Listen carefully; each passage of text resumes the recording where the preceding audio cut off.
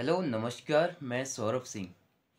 कुछ दिन पहले सोशल मीडिया, न्यूज़पेपरों और न्यूज़ चैनलों के माध्यम से एक अफवाह फैली थी कि सौरभ सिंह निवासी ग्राम धनोला सेरा गंगुली हाट एसडीएम परिसर कोर्ट परिसर में आके आत्मदाह की चेतावनी दे रहे हैं या आत्मदाह करने का प्रयास किया।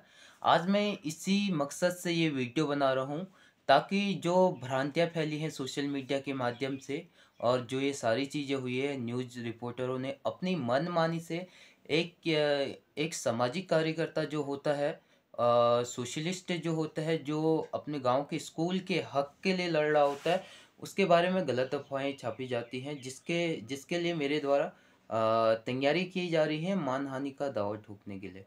क्योंकि इस बीच जो अफवाहें फैलाएगी कि सौरभ सिंह पे ऐसी आत्मदाह किया गया। कुछ अखबार पेपरों ने आंदोलनकारी कहा, कुछ न्यूज़पेपरों ने कहा कि ये एक सीएससी सेंटर संचालक है, ये ऐसी घटनाएं करते रहता है। जबकि मेरा कोई ऐसा आपराधिक रिकॉर्ड जब तीनों थाने से मंगवाया गया, गंगोली हाट, बेरीनाग और कांडा थाने से मंगाया गया, कोई मेरा ऐसा आपराधिक मामला नहीं था।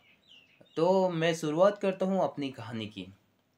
दिसंबर 2024 में मैं 5 दिन तक जिला अधिकारी कार्यालय के बाहर पे आमरण अनशन पे बैठा हुआ था और मेरी मांग थी राजकीय प्राथमिक विद्यालय में भांग चरस की खेती को नष्ट करने और वहाँ पे एक नियमित शिक्षक देने की। तो जिला अधिकारी तो जिला अधिकारी ने मुझे आचार संहिता का हवाला देते हुए मुझे अनशन से उठाया। कहा कि आपकी मांग है आचार संहिता जैसे ही खत्म हो जाएगी निकाय चुनाव की, तो आपको स्कूल में शिक्षक दिया जाएगा और चरस की खेती नष्ट की जाएगी। 25 जनवरी 2025 को आचार संहिता खत्म हो जाती है। शिक्षा अधिकारी गंगुली हाट रमेश मौर्य द्वारा को सूचना भी मिल जाती है कि इस बीच अ, उनको सूचना मिल जाती है कि आपको वहाँ पे नियमित शिक्षक भेजना है। लेकिन 25-26 तारीख भी गुजर जाता है, 27 भी, 28 को मेरे द्वारा शिक्षा विभाग को सूचित किया जाता है, फिर भी कोई कार्रवाई नहीं होती। 112 की टीम को मैं सूचित करता हूँ कि चरस की खेती हो रही है, वहाँ पे शिक्षा अधिकारी जिम्मेदार हैं, लेकिन उस पर भी कोई कार्रवाई नहीं होती है।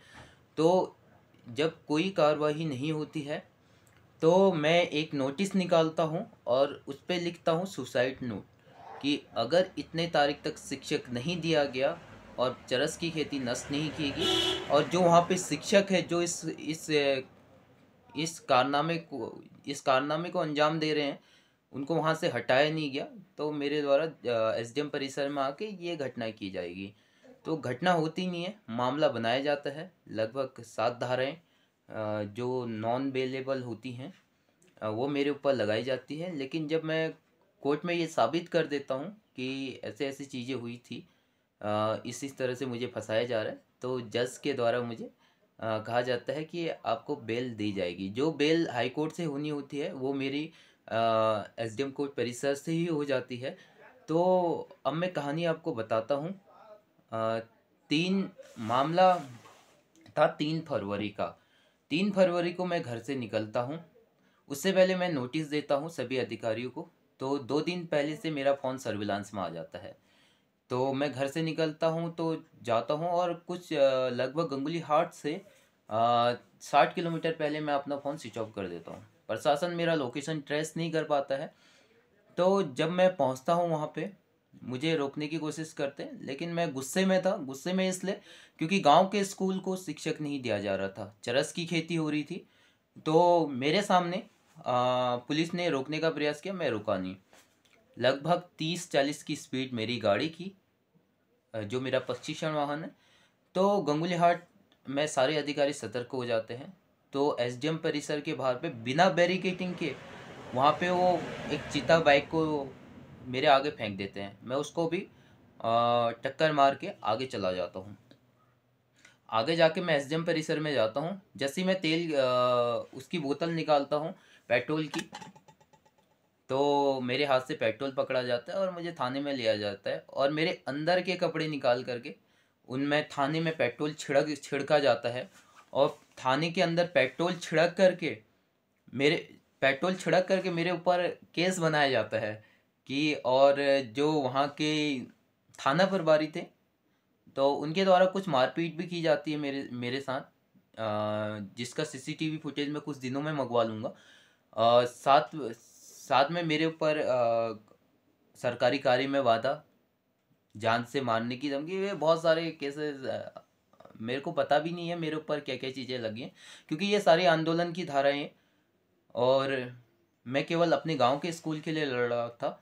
तो जैसे ही मुझे वहाँ ले जाया जाता है और मेरे ऊपर 7 धाराएं लगाई जाती है, 7 धाराओं में केस रजिस्टर कर दिया जाता है। उसके बाद मेरा मेडिकल होता है, मेडिकल के बाद मुझे जज साहब के सामने पेश किया जाता है, लगभग शाम के 7 बजे होते हैं, और मुझे घर फ़ोन करने नहीं दिया जाता है। अगर घर फ़ोन करने देते या मैं अपने वकील को फ़ोन करता, मैं शाम को ही मेरी बेल हो जाती। जज साहब के सामने मैंने बताया कि सर चरस की खेती हो रही थी स्कूल में, कोई नष्ट नहीं कर रहा था, शिक्षक नहीं दे रहा था, इसलिए मुझे ऐसा ऐसा करना पड़ा। जज साहब द्वारा उनको डांटा भी गया, कहा कि मैं भी शिक्षा अधिकारी से बात करूंगा और ये सारी चीज़ें सॉल्व हो जाएंगी, लेकिन अभी जितनी धाराएं लगी हैं तुम्हें वारंट में लेना पड़ेगा हमें। तो 3 फरवरी की बात थी। तो मुझे वहाँ से पिथौरागढ़ जेल भेज दिया जाता है। जेल का कमरा नंबर भी 3 होता है।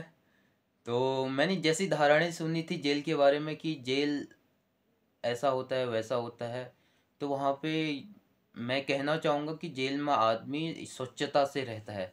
वहाँ पे बहुत ज़्यादा साफ़ सफाई थी, कोई ऐसी अहिंसा वाले, क्योंकि नॉर्मल लोग थे वहाँ पे, कोई भी ऐसा आदमी नहीं था जो वायलेंस करे वहाँ पे। लगभग 3 दिन खाना भी ठीक ठाक था, 2 टाइम की चाय और 2 टाइम का खाना था और भरपेट खाना था। तो इस तरह का जेल के अंदर का नज़ारा था। 3 दिन, तीसरी तीसरे दिन की 3 तारीख थी और 3 नंबर की जेल का कमरा मुझे रहने के लिए मिला था, और 3 दिन बाद मैं बेल आउट हो गया। मैं घर वालों ने जमानत कर दी। शायद मेरी जमानत पहले हो जाती। ये जितने भी मेरे ऊपर वारंट इशू हुए हैं, तो ये सारे बेलेबल वारंट हैं। लेकिन ये हाई कोर्ट से बेल होती है, लेकिन जज साहब ने सामाजिक कार्य के लिए, सामाजिक हित के लिए मुझे यहाँ पे बेल दे दी। बहुत सारे मीडिया रिपोर्टरों ने इस बीच छापा कि आत्मदाह का प्रयास किया, मतलब गलत छवि प्रदर्शित करने की कोशिश की। तो अब इसकी आगे की कार्रवाई, इसका अंजाम वही लोग जानते हैं, क्योंकि अब मैं एफआईआर लॉन्च करूँगा उनके खिलाफ। तो एफआईआर अगर लॉन्च होगी तो उनको पता लग जाएगा कि पत्रकारिता करनी क्या चीज़ होती है। वहीं एक संपादक हल्द्वानी को हमने 30 लाख का मानहानि का दावे का नोटिस भेज रखा है। उनकी अकल ठिकाने आ जाती ठीक है, नहीं तो उनको भी कोर्ट के जरिए ले जाया जाएगा। तो इस बीच मेरे इस आंदोलन से एक चीज़ बहुत अच्छी हुई कि मेरे गांव को शिक्षक मिल गया। वहाँ पे जो पुराने शिक्षक थे उनका ट्रांसफ़र हो गया। साथ में मिड डे मील का खाना बच्चों को नियमित मिल रहा है। तो अब कोशिश रहेगी जो गांव का स्कूल है उसको थोड़ा बहुत हाईटेक बनाने की। तो मैं बहुत सभी लोगों का सहयोग लूँगा इस बीच, ताकि उसको हाईटेक बनाया जाए और कुछ ऐसी चीज़ें की जाए ताकि जो स्कूल है वो आने वाले भविष्य में अपना नाम रोशन करें। मैं जो भी कार्य करता हूँ सामाजिक हित के लिए करता हूँ।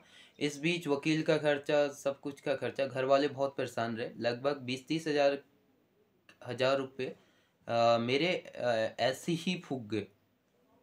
कभी वकील की फीस, कभी कुछ कभी कुछ। लेकिन जो हमारे वकील साहब थे केवल 5-6 हज़ार में उन्होंने निपटा दिया था।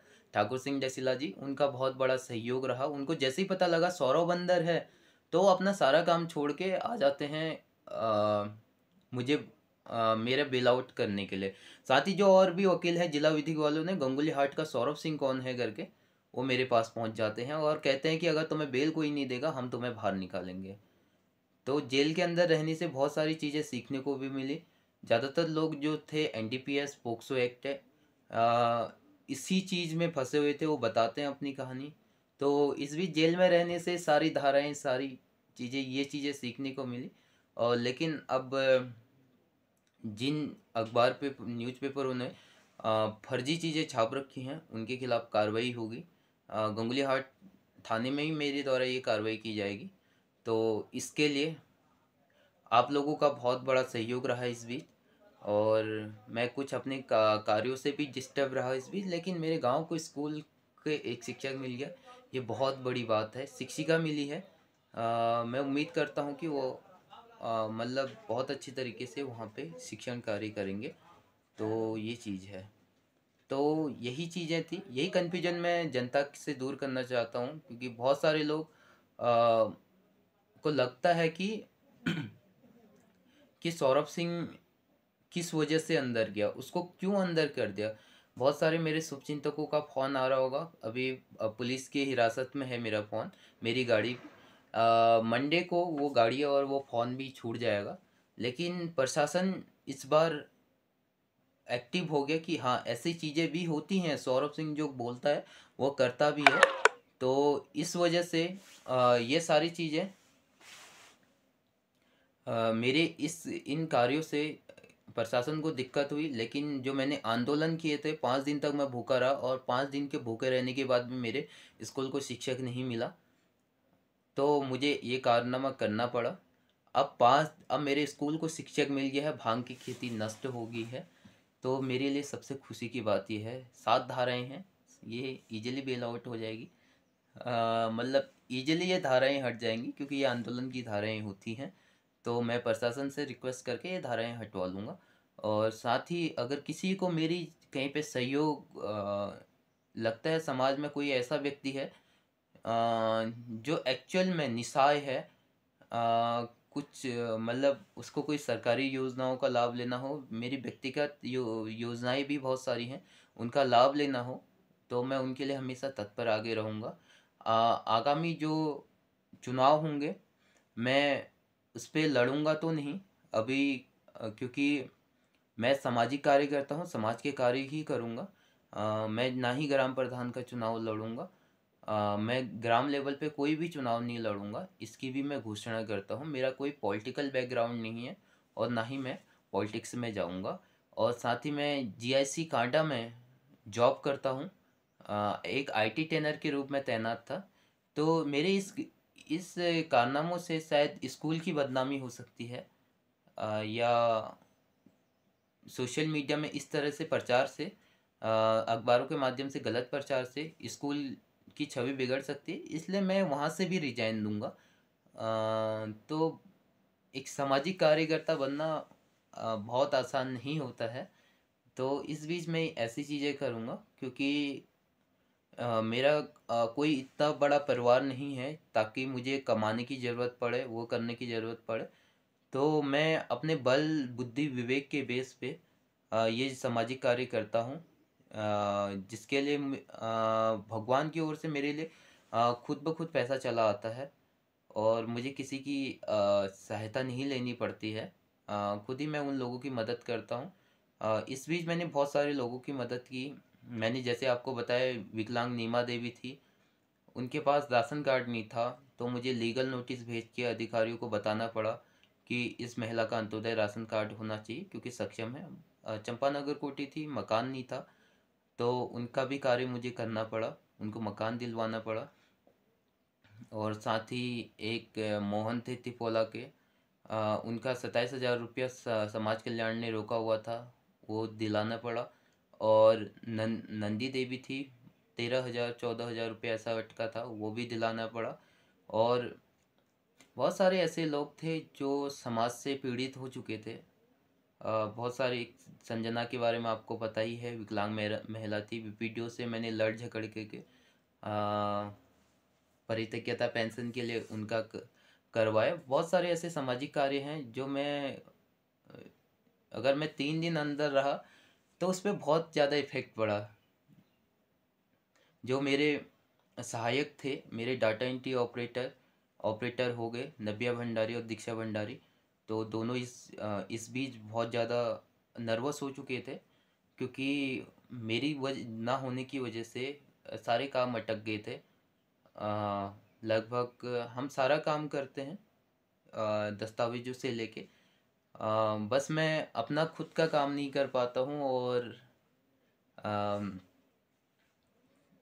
अपने परिवार के काम नहीं कर पाता हूँ। बाकी सामाजिक कार्य हम सब करते हैं। किसी को भी ऐसी सहयोग की आशा हो, सहयोग की ज़रूरत हो, वो मुझसे पर्सनली मिल के भी कांटेक्ट कर सकते हैं, फ़ोन में भी कांटेक्ट कर सकते हैं। फ़िलहाल मेरा एक फ़ोन स्विच ऑफ है जो थाने के अंदर है, मंडे को वो छूट जाएगा।